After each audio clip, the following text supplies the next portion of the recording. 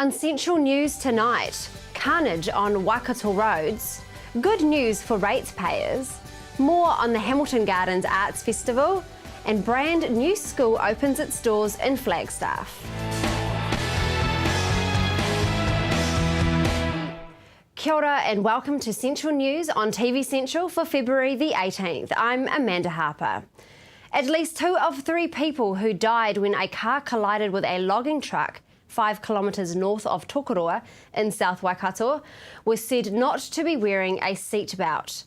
The 2 women and a man, who were all foreign nationals, were travelling in a silver Toyota along with a 4th person who survived. Northern Fire Communications Shift Manager Scott Osmond said the survivor was trapped in the car but freed by firefighters and flown to Waikato Hospital with critical injuries. A young man who was a front seat passenger in the car the 4 were travelling in was last night listed as critical in the hospital's intensive care unit. The truck driver was shaken but uninjured in the crash. Foo Fighters will squeeze an extra gig into their Whirlwind New Zealand tour with an intimate show at the Auckland Town Hall on Friday night. All proceeds from the concert will go to the New Zealand Music Foundation, a non-profit charitable trust that works with schools, hospitals and community groups. The rock group played a 3-hour fundraiser at the Town Hall in 2011 to help with the Christchurch earthquake recovery. Frontman Dave Grohl reportedly vowed at the time he would return to play at the venue again and will now be back almost 4 years to the day after the earthquake. The band plays at AMI Stadium Christchurch tonight and at Mount Smart in Auckland on Saturday. Look out for litter dripper posters around town in Te Aroha, Morrinsville and Matamata. Pick up an entry form from any Matamata Piako District Council office and write down 5 water-saving tips from the posters.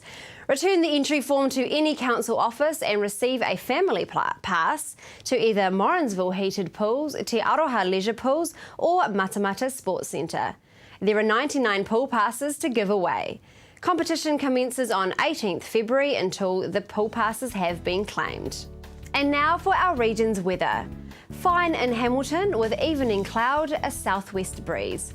Your high is 27 and low of 12. The rest of the Waikato mainly sunny, however isolated light showers around the coast from evening. Southwest breezes dying away at night. Paeroa, you have a high of 28 and 13. Matamata 25 and a low of 12. Te Awamutu 27 and 12. Tokoroa 26 high and 11 low. Tauranga, you will be sunny with sea breezes. Your high is 27 and a low of 15. The rest of the bay fine with light winds and sea breezes. Te Puke, your high is 25 and low of 14. Looking to the marine forecast now, west coast in Raglan, variable 10 knots. Southerly 15 knots developing this afternoon. Sea slight. High tide is at 11:18 a.m. On the east coast, Bay of Plenty, variable 10 knots. Sea slight, fair visibility and scattered showers clearing this afternoon. Your high tide is at 8:28 p.m. After the break, good news with rates. Welcome back. Recently, there have been some concerns about our rates. However, as Anne-Marie found out, there is some good news ahead.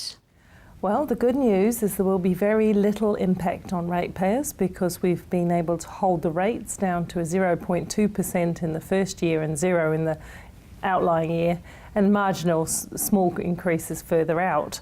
But we've also been able to do that while maintaining our important core work, our focus on coastal areas, freshwater areas and other core business. We've basically been able to achieve that through driving greater efficiency in the organisation to the tune of $1.6 million worth of efficiency. So that's very good news for the ratepayer. Excellent news, in fact. It is. And I think also what's very good news is the very successful Taupō project. The rate for that is halving this year and comes away entirely the next year. So that has been a very successful investment by the ratepayer, but now they'll feel the relief of no longer having to pay that full rate. What are some of the big issues that you're wanting to hear from the public on? Well, we'll be putting out a draft consultation summary document on March the 12th for them to look at, but 3 key issues from my point of view. One of them would be regional economic development. There's a proposal that we establish a regional development fund to use for big-scale regional projects that can advance the economy of our region. So we're looking on feedback for that. Fair to say there was a fair degree of debate around the council as to how far we are involved in that space. So we're really welcoming public feedback. The second area would be we've decided not to collect on behalf of TB Free, the rate for TB services in our region. We're not alone in that decision. A number of regional councils have made the same decision following a review that indicated the best way to levy for that would be through a private levy. So we still absolutely support the work of TB Free New Zealand. We think it's great work. It does add value in our region. We just don't hold at this point that that is the right way to collect the money. I imagine we'll get some submissions on that. The last and third thing I think is we are proposing to continue support for Maungatautari, 300,000 a year for 3 years. That matches the Waipa contribution and also assists with a partnership with DOC. That's coming out of the Natural Heritage Fund, so it's not new money, it's just an allocation of that money. We're looking to see if that's the sort of work that people support as well. How do people go about making these submissions on these points? Multiple ways. You know, we're in a multi-technology age, aren't we? So there will be a document sent to all ratepayers' households after March the 12th. It's a summary document, so it only highlights the really big issues from our point of view in the budget movements. They can still go online and see the whole long-term plan in detail if you want to drill down to something. There's a form on the back of that. There are links to the web pages, so you can submit your submission electronically. We're running webinars, we're running public forums, so you can attend one of the public forums, which will all be advertised, and they're on our webpage, and you can participate that way. Of course, you can get hold of your local representative. We recently ran a number of small videos about LTP issues with all of the councillors, and you can jump on there and comment as well. So we'd like to think there's many ways. Look, voting for your politician in the elections is just the first step in democracy. The next step is public participation. So I really urge people to submit in support or submit for improvement. Either way, it's all good.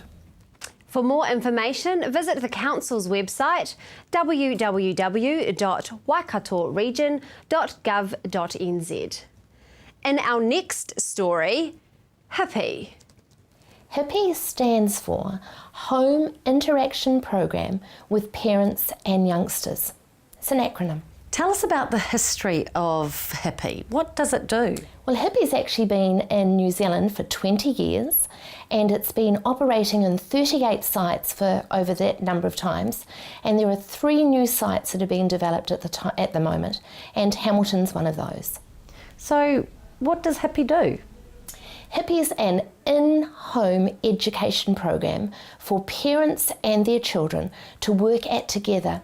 It's like an extra added bonus in helping transition children to school. How does it work? So it works that a program is delivered on a week-by-week basis, and everything comes included in the little pack. The workbook, the reading materials, any of the craft materials that you need. And a tutor comes alongside you, and as a parent, it's a very role-play orientated, structured delivery program, so that when I get to sit next to my child for 15 minutes a day, 5 days a week, I work through the colour-coded pages just for that day, and everything is in its entirety. So do you get home visits? Home visits can be done by a tutor who is also a parent from within the same community who's doing it. So she or he perhaps knows exactly what you're doing for that week, and then on the other week we gather together as a group and go through the program there, but also have morning tea together, share some other life experiences and work on the Hippie program together as a collective group. Why is a program like Hippie necessary in New Zealand when attending preschools so encouraged by other government initiatives? And that's a great question, because this works alongside preschools. Hippie values all the relationships that they have with the variety of providers of preschool education. But what Hippie does that has a pointed difference is that it encourages a parent to spend 15 minutes a day with their child. And it's extra to all the wonderful things that preschool provides. So it's an at-home little bit of education for both of you, so that as your child gets to school, you feel confident that they're ready to cope with school. Hippie is based at Hamilton Central Baptist Church. Why does the church think Hippie is important? Hamilton Central Baptist Church has had a long-term commitment to childcare and preschool education in Hamilton, and they see that this is another way that quality preschool interactions can be delivered. So instead of the parent and the child coming into a centre, this is a way that their program gets delivered to the home, because we recognise and affirm that at-home stuff is really important. How are you finding people to become part of the Hippie program? Because we're starting in Hamilton, I've spent my last month perhaps developing relationships with some of the other providers in the city, and that would be as diverse as schools, preschools, medical centres, and anybody else who has a commitment to early childhood and those little people. But part of my job is to actually go out and knock on doors, introduce myself, introduce the Hippie program, and invite people to join me on the journey. When do you expect to start and be operating? We'd really like to start by the beginning of term 2. That means I've got to find a community of about 40 people who sign up and say this is something that we're going to do together. For more information or to sign up, visit their website www.greatpotentials.org.nz. Coming up after the break, the Hamilton Garden and Arts Festival.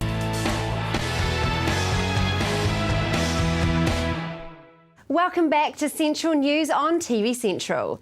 The Hamilton Garden and Arts Festival is currently underway, full of music, dance, theatre, art and family fun. Anne-Marie spoke to Bex Chambers director to find out more. I guess what was so appealing was the fact that it's in this beautiful venue.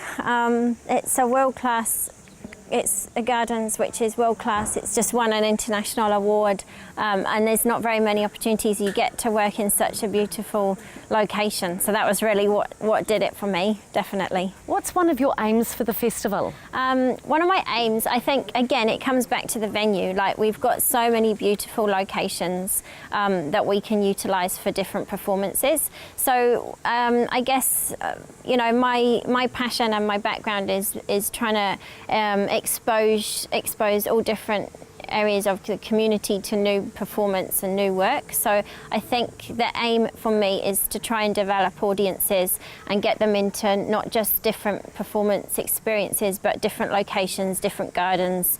You know, get performers from all over the country to come and do commissioned work in different venues, and that's really what my aim will be over the next year or so. You hit the ground running in September, not a huge lead up actually. What have been some of the challenges in that time?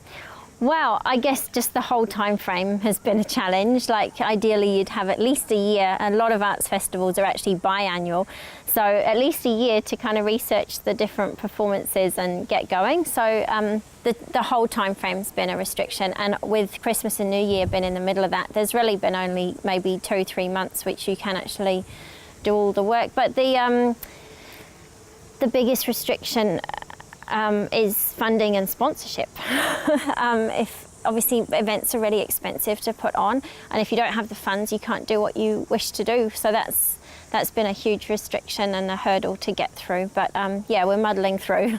There's been a bit of confusion over whether alcohol is allowed at the events, BYO, or you need to purchase. Can you clarify that situation? Yeah, sure. It's a really tricky one. The alcohol, basically when I arrived at the end of September, I heard the community saying how they wanted the brochure out as soon as possible, like they were just hanging out to get the booklet with all the performances in. So we didn't really have time to get all the answers about the alcohol situation. So in the booklet it does say that the events could be non-BYO. And at this point, I needed clarification about the alcohol restrictions within the gardens and what our special licence covered. So that was kind of a safety net for us to be able to kind of cover if the council or the police turned around and said, no, actually you can't let a public bring their own. So the best thing to do is probably to check our website, ring us. When you're buying tickets, talk to the people there just to double check. But we're really hoping that the whole festival can be BYO, and that there's 2 events that won't be BYO. That will be Dame Malvina Major and Backyard Beats, just because we're going to try non-BYO and have like a bar available. So yeah, it's all kind of getting sorted at the moment. What are you most looking forward to seeing at the festival? I'm looking forward to seeing all the different spaces being used. It's been very difficult for me not having seen a lot of the gardens in use as a performance venue. So I'm really looking forward to just seeing all of the things. Like we've got the Bookbinder, for example. That's a theatre piece that's going to be done in a very small space in the Japanese Garden of Contemplation. So I just can't wait to see things like that. The festival runs from February the 13th to the 26th. For a program, visit their website www.hgaf.co.nz. In our last story, Endeavour School has recently opened its doors in Hamilton. Anne-Marie spoke to Principal Marcus Freak to find out how it's all going. We have had a fantastic start to the term. We're really, really pleased with how the school's come together. It was interesting after the first day, after opening day, and we had the kids for half a day, the teachers were feeling a little bit flat because they're the type of people that kind of expected perfection on day one. But by the end of day 2, we pretty much got there. People were feeling so much more happy that they'd had the kids. They were starting to implement the routines and start getting learning and to happen in our school the way we envisaged it. So after the first 2 weeks, everyone's feeling very positive. There's a really nice buzz around the school, and it's been commented on by our parent community as well, that the kids are excited about coming to school. The teachers are enjoying being in here and working with the children, so it's been a very positive start. How many pupils were enrolled on the first day? We had about 115 children on the first day. So we're really pleased with that. Are you expecting more as the year goes on? Yes, the parents have been very proactive in the community, and we've got a number of pre-enrolments. So we expect our numbers to probably finish around 150 students by the end of the year, predominantly 5-year-olds coming in with new entrants. A lot of thought went into planning the physical environment of Endeavour School. How does the physical environment support learning? The spaces are very flexible, so it allows children to manipulate the spaces so that they can actually learn in a way that suits them. There's explicit organisation of the furniture and rooms so that it allows for a third of the time explicit instruction with our teachers, a third of the time collaborative learning, and a third of the time independent. And so within that, the furniture can be manipulated and moved to suit learning styles and how the child wants to interact with their peers and work collaboratively. So a child isn't restricted to sitting at a desk and table, chair and table the whole day. They can be flat out on the cookies, or they can be sitting at the standing height tables and having a brief conversation. So the spaces are designed to cater for different types of learning at different times. And the children have the ability to manipulate the spaces to suit what they want to do as well. Tell me about the shift from teacher control to student control. Okay, so there's different elements to it. Firstly, it puts the teachers need to ensure that the children know what they're learning, why they're learning, and what where their next steps are. So in terms of those priority learning areas with numeracy and literacy, it's about doing really accurate assessment, the children understanding what they need to learn and what their next learning steps are, so they can be in control of that process, and if they can be workshopping and working with the teachers around their specific needs and they're managing that process. The other important element is having a really relevant and authentic curriculum with outcomes that the children can see. So rather than arbitrary learning facts or unnecessary information, it's about an inquiry process where the children are really inquiring to things that are relevant and important to them and that are authentic, so there are outcomes for our school and our community as a result of that learning. Some people might say that children are too young to control their own learning. What are your thoughts on that? I would disagree. I think there's a lot of evidence to support the fact that children from 5 years old and probably even younger can very much control their learning. It's about creating a language of learning within the school, so the children are talking about understanding what they're learning and why they're learning it, and then making choices relating to that. So I think definitely the children are capable of doing it, and I would expect our 5-year-olds to be starting that process now. So by the time they've done 6 years of living and learning at Endeavour School, they're going to be very accomplished at knowing what their next learning steps are and managing that process. What are you most proud of so far? There's so many things. I'm really proud of how the team has come together in the school, and I'm also very proud of how our community has come together around to make our first couple of weeks really successful and really positive. So I'm really proud of that. I mean, it's all just been a real positive buzz around how we've got going. So it's probably not one thing particularly.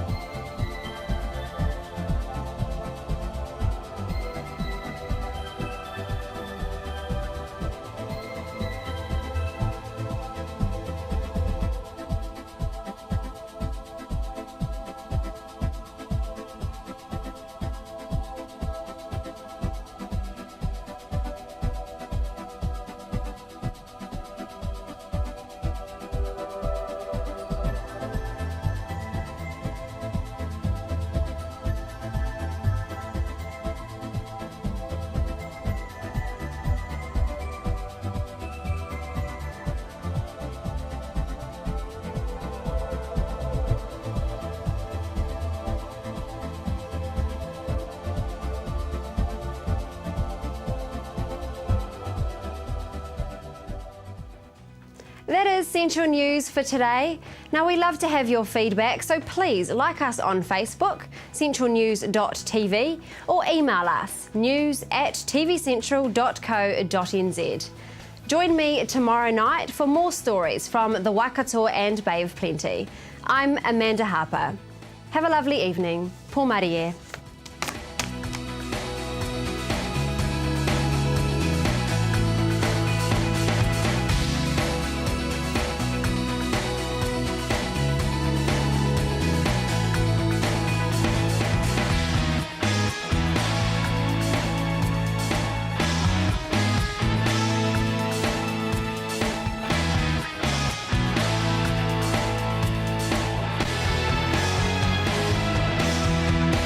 This has been an Alpha Media production, a division of Television Media Group. Supporting local content so you can see more of New Zealand on air.